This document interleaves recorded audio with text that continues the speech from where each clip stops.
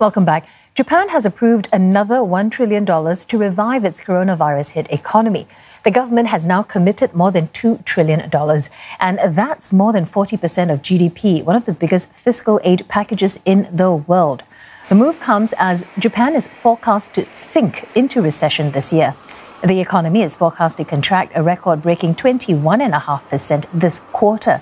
The budget is partially funded by 31.9 trillion yen. That's about $300 billion in government bonds, and that's the biggest in history. So measures include boosting medical expenditure, as well as helping struggling firms with rent payment and subsidies. The bill goes to Parliament next month.